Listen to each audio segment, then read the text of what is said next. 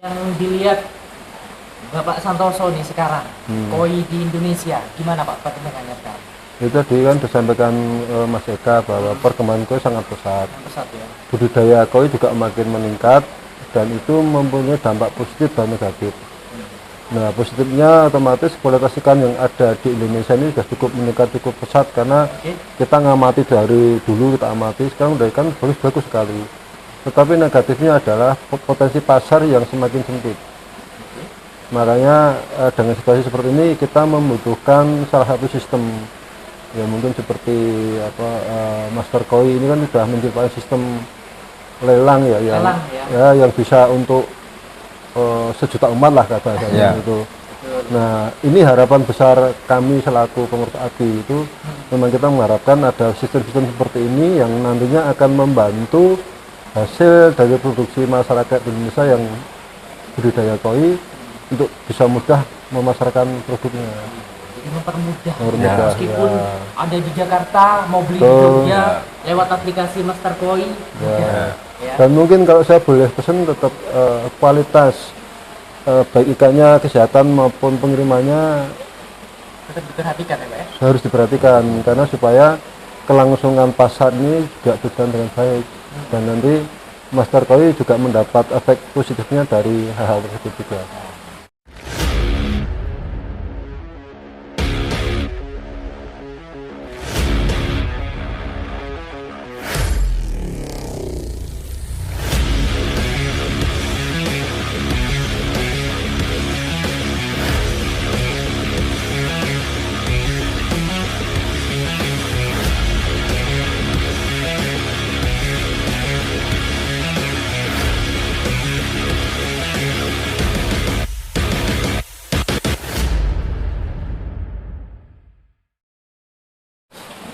Assalamualaikum warahmatullahi wabarakatuh. Halo, selamat siang. Selamat siang. Sahabat Master Koi dimanapun Anda berada. Alhamdulillah di edisi kita hari ini ya, kita sudah berada di daerah Sleman, Yogyakarta ya Pak ya. Betul. Tadi perjalanan, waduh dari Jember berhenti di Lumajang, waduh pokoknya perjalanan panjang dan akhirnya kita sudah sampai di kediaman Ketua APKI. Ada Bapak Santoso. Terima kasih Pak Santoso Ya, sudah sama-sama. menerima kita ya dengan tim-tim kita yang ada di belakang dan memberikan tempat yang luar biasa ini Pak. Juga di samping Bapak Santoso juga ada Pak Eka ya selaku koordinator juri APKI. Betul. Ya. Oke, jadi kita mau ngobrol-ngobrol santai aja Pak ya seputar ikan koi. Nah, ngomong-ngomong ikan koi nih ya, pagi ini atau pagi tadi baru datang dari gerbang depan itu Andre udah disambut kolam-kolam yang udah banyak ikannya gitu ya. Jadi ini memang kelihatan wah ini luar biasa ya. Banyak sekali kolamnya gitu ya. Jadi kita langsung sapa saja kepada yang punya gitu ya, kepada tuan rumah Bapak Santoso. Selamat siang Pak Santoso. Selamat siang. Gimana kabarnya Pak? Baik. Baik ya Pak ya. Terima kasih sudah mau berkunjung ke tempat kami Kami dari Master Koi. Koi ya. Iya. Nah ini gimana Pak Santoso? Itu dari depan memang kolamnya jenengan Pak? Betul? Ya, ini kolam kita semua yang kita peruntukkan untuk koi ya. Jadi yang di atas ini untuk pembenihan, pembesarannya di kolam yang di bawah tadi. Iya. Tadi juga sempat keliling ya sahabat Master Koi dan nanti akan nanti tayangkan juga video-video ikan yang dikoleksi atau yang dimiliki oleh Bapak Santoso. Nah sebelum kita bahas seputar koinya, Andre pengen tanya dulu nih, Bapak Santoso menjadi ketua APKI, benar kan? Jadi ketua APKI ya Pak ya, hingga saat ini? Kebetulan Ya. ya. Sudah berapa tahun Pak menjabat? Belum ada 1 tahun. Belum Ada genap 1 tahun? Belum. Tetapi APKI berdiri itu juga awalnya dari Jogja. Jadi adanya APKI itu awalnya dari Jogja dan saya salah satu perintis dan pendiri APKI. Pendiri APKI juga? Ya. Ya Pak. Oke. Jadi Pak Santoso ini basicnya memang pecinta koi gitu ya Pak? Pecinta karena kebetulan koi itu yang menghidupi keluarga saya. Jadi Bukan hanya hobi, berarti juga menghasilkan gitu ya Pak Santoso ya? ya. dan mungkin keluarga banyak sekali di Indonesia yang hidupnya ketergantungan dengan ikan koi. Iya, iya. Apa yang membuat Pak Santoso ini yakin gitu Pak? Ini kayaknya dengan ikan koi saya bisa nih berjalan hidup gitu. Koi itu tidak ada batasnya. Maksudnya gimana? Jadi sehebat apapun kita, itu kita pasti akan mengalami tantangan yang saat itu kita belum bisa ngerjakan. Nah, itu yang pertama. Itu yang kedua, 1000 ikan koi warna merah putih jadi satu pun tidak ada yang sama. Tidak ada yang sama. Tidak ada. Jadi koi itu kayak manusia. Itu yang sangat menarik bagi saya. Ciptaan Tuhan yang betul-betul nilai seninya sangat tinggi. Terus yang ketiga, yang selama 25 tahun ini saya main di koi itu, orang-orang yang hobi koi itu orangnya asik-asik. Asik-asik gitu Iya, ya. asik. Itu sih. Jadi itu yang membuat saya yakin bahwa koi ini bisa kita jadikan menjadi sumber penghasilan kita yang sangat kuat atau sumber pokok. Terutama saya sangat yakin. Kalau boleh tahu dari tahun berapa nih Pak Santoso? 97. 97. Itu kelahiran saya. Nah, Ya. Saya baru lahir, ternyata Pak Santoso udah bikin kayak gini, ya. ya. Oke. Ini ada berapa macam kira-kira Pak? Berapa macam ikan? Kita agak lupa ya, mungkin sekitar 15 atau 16 jenis Oh. yang kita budidayakan. Tapi kalau yang menjadi, menurut teman-teman yang sering beli itu, yang menjadi andalan tempat saya adalah soa sama santu dan hikarinya. Gitu, yang teman-teman pada fanatik. Jadi itu bisa dikatakan ikan yang paling oke lah gitu ya Pak ya. Paling diminati Mung- mungkin gitu ya. Ya mungkin airnya cocok untuk itu. Ya karena kalau sumber daya manusia untuk koi itu kayaknya hampir rata-rata ya. Tapi ketika airnya nggak sesuai ya pasti akan pindah jenis. Ya. Nah, kita coba ke Pak Eka nih. Gimana Siap. kabarnya Pak? Baik Mas Andri, selamat datang di Yogyakarta. Ini kita kedatangan salah satu generasi muda yang sangat intens terhadap perkembangan koi di Indonesia. Ya, Luar biasa memang di Jakarta ya Pak ya. terima kasih. Luar biasa. Ini tempat rekreasinya juga belum kita kunjungi ya. Harus. Dan butuh waktu 1 minggu. Ya, banyak yang perlu dieksplor di Yogyakarta. Iya. Baik. Jadi Pak Eka ini juri APKI, Baik. koordinator juri APKI. Baik, saya mempunyai tugas atau diberi kepercayaan oleh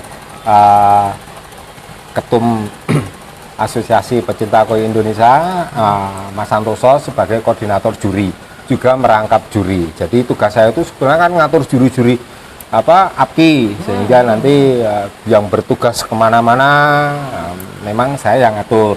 Jadi memang itu suatu tanggung jawab yang tidak kecil, tapi juga harus bisa mengkondisikan sehingga nanti semarak koi di Indonesia itu semakin menggeliat.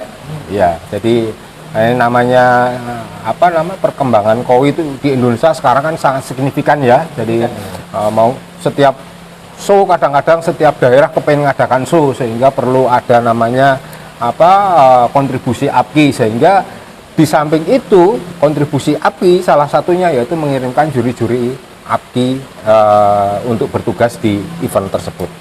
Dan itu yang mengatur Pak Eka. Saya mengatur. Juri ini kamu di sini, kamu gini. Betul, gitu ya, Pak ya? betul. Nah, mungkin Andre mau tanya sedikit juga. Kalau jadi juri penilaiannya itu yang dilihat apanya sih Pak? Ikannya, warnanya mungkin, ukuran atau gimana? Sebetulnya yang namanya koi show itu kan mencari sesuatu yang terbaik dari yang baik. Dari ikan yang terbaik itu yang akan kita pilih di samping ikan yang baik. Waduh. Nah, jadi memang itu sebetulnya orang awam perlu belajar. Bukan 1-2 tahun, tapi mungkin beberapa tahun dengan adanya jam terbang itu juga bisa istilahnya ikut membuat pengetahuan tentang menilai ikan untuk kualitas show seperti apa. Itu juga penting. Jadi juri APKI itu harus dibekali di situ. Nggak bisa orang yang main beberapa bulan terus tiba-tiba jadi juri, itu nggak bisa. Ada pelatihan gitu nggak Pak? Kayak pelatihan gitu? Sebetulnya ada. Kalau di APKI ada, karena standar APKI itu ketat sekali. Jadi ya karena harus ada namanya training judge. Nggak bisa kalau mungkin yang saya Mas Andre tiba-tiba baru kemarin 1 minggu terus langsung jadi juri APKI, nggak bisa. Ya? Harus namanya training dulu beberapa kali, dan itu setelah melalui tahap training diuji bagaimana kualitas pengetahuan Mas Andre tentang memilih ikan. Itu nanti akan dilihat dari setelah Mas Andre mengikuti dalam perkembangan melihat ikan seperti itu. Jadi itu dijadikan acuan gitu ya Pak? Iya. Termasuk mental, Mas. Mental, betul. Mental seorang juri Dikatakan. itu juga menjadi alasan kita untuk kapan ini diangkat dan kapan ini belum diangkat. Karena jiwa seorang juri itu harus betul-betul bisa netral di saat kita menilai. Meskipun di situ ada ikan kita, ya kita tidak boleh mempengaruhi. Itu netral. Karena kalau kita mempengaruhi, jurusan kita ngelirik ini ada apa sih mempengaruhi, jangan ikannya dia. Nah, jadi artinya ya kita saat di arena ya kita anggap bahwa ikan itu semua milik peserta yang haknya sama. Ya. Maka itu dibutuhkan mental yang cukup bagus untuk menjadi jurinya APKI. Kira-kira mau tanya ke Pak Ekan, kalau milih penjurinya nanti gitu ya, itu butuh berapa lama sih Pak seleksinya? Untuk berapa kali pelatihan mungkin gitu? Tergantung. Kalau saya melihat perkembangan, seandainya Mas Andre ikut dalam 1 tahun, kita lihat dulu 1 tahun. Setelah itu kan ada seleksi nih, ada tes istilahnya. Ada evaluasi. Nah, evaluasi apakah ini layak untuk 1 tahun atau 1 tahun berikutnya, itu ada. Jadi ada tahapannya. Ada tahapannya. Jadi orang itu kan berbeda-beda seperti apa yang sudah diutarakan sama Mas Santoso tadi, bahwa koi itu kan berbeda-beda. Begitu juga orang. Sifat manusia itu punya perbedaan juga, karakter gitu loh, pembawaan. Jadi sehingga belum tentu dalam 1 tahun harus 1 tahun, enggak juga. Ada yang 3 tahun baru dilantik, ada 1 tahun sudah dilantik. Betul. Karena etika seorang calon juri juga kita pantau saat PJ. Ya. Jadi banyak dari etika, dari mental itu kan kita pantau. Matanya bagus, kalau etikanya nggak baik ya udah tuh bisa aja, karena takutnya nanti bisa mengundang masalah. Ya. Nah, yang dilihat Bapak Santoso nih sekarang, koi di Indonesia, gimana Pak perkembangannya sekarang? Itu tadi kan disampaikan Mas Eka bahwa perkembangan koi sangat pesat. Pesat ya. Budidaya koi juga makin meningkat dan itu mempunyai dampak positif dan negatif. Nah, positifnya otomatis kualitas ikan yang ada di Indonesia ini sudah cukup meningkat, cukup pesat, karena kita ngamati dari dulu, kita amati sekarang udah ikan bagus sekali. Tetapi negatifnya adalah potensi pasar yang semakin sempit. Makanya dengan situasi seperti ini kita membutuhkan salah satu sistem, ya mungkin seperti Master Koi ini kan sudah menciptakan sistem lelang ya, yang bisa untuk 1 juta umat lah katanya itu. Nah, ini harapan besar kami selaku pengurus APKI itu, memang kita mengharapkan ada sistem-sistem seperti ini yang nantinya akan membantu hasil dari produksi masyarakat Indonesia yang budidaya koi untuk bisa mudah memasarkan produknya. Jadi mempermudah. Meskipun ada di Jakarta mau beli di Jogja lewat aplikasi Master Koi. Ya. Dan mungkin kalau saya boleh pesan, tetap kualitas baik ikannya, kesehatan maupun pengirimannya tetap diperhatikan ya Pak ya? Harus diperhatikan, karena supaya kelangsungan pasar ini juga berjalan dengan baik. Dan nanti Master Koi juga mendapat efek positifnya dari hal-hal tersebut juga. Ya, jadi buat teman-teman ya, sahabat Master Koi yang biasanya cari ikan koi, yang biasanya mau lelang ikan koi, bingung mau kemana gitu ya, langsung download aplikasi kita Master Koi. Ya. Di Play Store ada ya. Daftarnya gratis. Ya Mas Gitu ya? Gratis ya? Dan untuk bukti pengakuan saya akan ikut lelang di Master Koi. Woi, terima kasih Pak. Nah, ini ya juga ada ini kemarin itu saya sempat dengar juga ya Pak Santoso dan Pak Eka, Bahwasanya untuk harga pasaran ikan koi kayaknya sekarang lagi ini ya Pak ya? Lesu. Iya, jadi agak lesu gitu. Ya. Itu kenapa Pak? Banyak faktor ya. Jadi saat pandemi itu kan banyak orang di rumah. Dan orang main koi itu, waduh lakunya, semua ikan laku waktu itu. Oke. Nah ketika semua ikan laku, otomatis semua akan menjadi pedagang dan semua akan menjadi peternak. Kan ini gambaran hampir umum manusia yang hobi koi. Iya. Nah pada saat tertentu itu sudah terjadi. Nah akhirnya baik yang dulu memainkan konsumsi pun main ikan koi. Nah akhirnya semua ikan dibesarkan, saatnya mau dijual, ternyata harus melalui seleksi alam. Ikan yang nggak bagus juga laku, yang menengah jadi agak sepi karena terlalu banyak ikan, dan yang bagus juga akan terganggu. Nah makanya sebenarnya yang bisa memecahkannya hanya ada dua. Pertama sistem tadi, yang kedua kebijakan pemerintah dan pelakunya sendiri. Nah, kalau kebijakan pemerintah dan sistem ini bisa dikombinasikan, dan masyarakat pelakunya ini mau meningkatkan kualitasnya, ya saya kira ini menjadi peluang yang besar sekali. Kan kata banyak pepatah, kalau masalah itu sebenarnya malah menjadi peluang yang paling besar sebetulnya. Nah makanya Master Koi ini jujur saya mengapresiasi bisa membaca masalah ini menjadi peluang kan itu. Selamat. Selamat dulu dong. Iya, ini mungkin yang jadi pertanyaan Andre dari tadi ketika ngobrol ya Pak ya. Apakah Ya. dengan adanya event di tiap kota itu akan membuat harga koi lebih baik Pak? Begini, situasi ini ada yang mengatakan bahwa ini kan nggak laku karena terlalu banyak show. Menurut saya tidak. Kalau tidak ada show tambah runyam. Karena apa? Karena ini yang harus disampaikan bahwa setiap kali show itu minimal sudah melibatkan 300 sampai 500 pekerja. Entah itu handling, entah itu si breeder, termasuk panitia.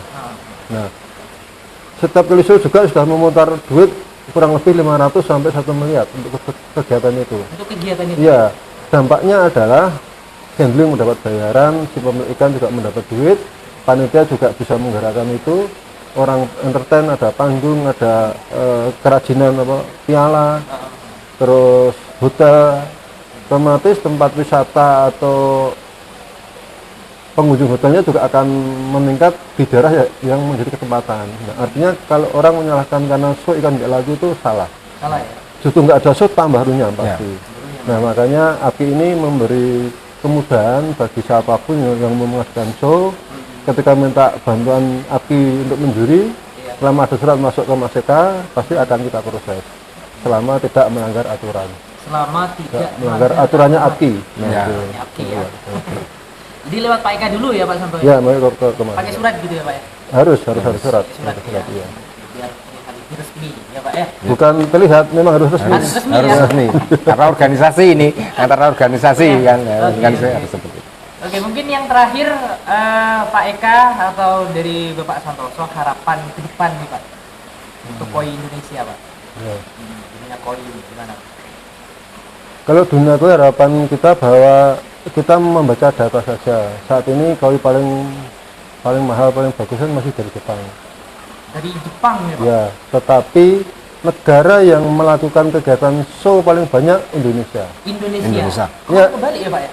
Maka itu ini yang harus kita pelajari, harus kita manfaatkan situasi ini. Makanya harapan saya selaku pribadi maupun mewakili API sebagai ketua umum, bahwa perkoian yang ada di Indonesia ini pertama makin maju, yang kedua betul-betul membawa manfaat ke masyarakat, khususnya pecinta koi, dan pada umumnya negara Indonesia, biar negara Indonesia juga dilihat oleh negara lain bahwa ternyata koinya Indonesia itu sudah bagus-bagus. Bagus juga. Ya, supaya importer ini juga tidak sembarangan memasukkan ikan ke Indonesia, ikan jelek. Sampaikan ke importer yang membawa ikan jelek ke Indonesia, pasti akan kita ganggu. Yang jelek banget lo ya, tapi kok yang layak, oke. Sampaikan enggak apa-apa. Impor terbesar saat ini itu Jepang ya Pak ya? Bukan, ikan terbaik koi saat ini Jepang. Oh Jepang, oh gitu. Indonesia impornya banyak, tetapi karena Indonesia sudah bisa produksi ikan, importer dimohon memasukkan ikan yang bagus-bagus. Jangan yang kropiok dimasukkan di Indonesia. Karena Indonesia bikin ikan kropiok udah pinter, yang bagus udah pinter kok gitu loh. Jadi udah tahu ini jelek nih gitu ya Pak. Ya, betul. Dari Pak Eka mungkin ada tambahan Pak? Ya, Harapan depan ini Pak. Baik Mas Andri, saya berharap untuk saat ini bisa kembali seperti di masa-masa pandemi. Dalam kata arti untuk sellingnya perkoyan ya, itu waktu itu kan juga istilahnya booming. Itu dalam sejarah loh, dalam sejarah meningkat berapa ratus persen. Saya sih masih berharap seperti itu. Memang ini namanya grafik itu pasti ada naik turun. Tapi saya yakin dan percaya bahwa koi itu tidak akan pernah mati dalam istilahnya perdagangan maupun penambahan jumlah istilahnya penghobi. Jadi memang lebih stabil. Ya, jadi berharap koi-koi terutama koi-koi lokal Indonesia itu juga tidak kalah dengan koi-koi dari luar negeri, karena bisa dilihat dari event-event ikan-ikan koi dari Indonesia bisa mengalahkan ikan-ikan dari Jepang. Itu kan jangan salah, bukan berarti terus ikan Jepang menang terus, enggak. Ikan Indonesia pun bisa mengalahkan ikan dari luar Indonesia itu juga banyak, sering terutama. Jadi seperti Indonesia bisa bersaing. bisa bersaing.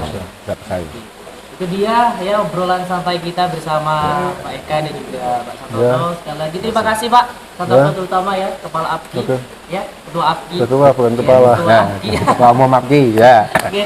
Dan Sama-sama Mas Andri. Iya Pak ya.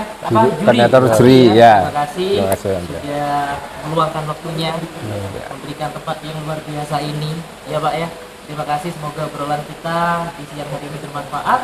Bagi sahabat Master Koi, jangan lupa untuk selalu subscribe channel kita, jangan lupa di like, di komen juga. Mungkin ada yang mau tanya-tanya di bawah juga boleh ya, di komentar. Akhir kata, saya Driawan pamit, terima kasih, selamat siang dan wassalamualaikum warahmatullahi wabarakatuh. Waalaikumsalam warahmatullahi Warahmatullahi wabarakatuh.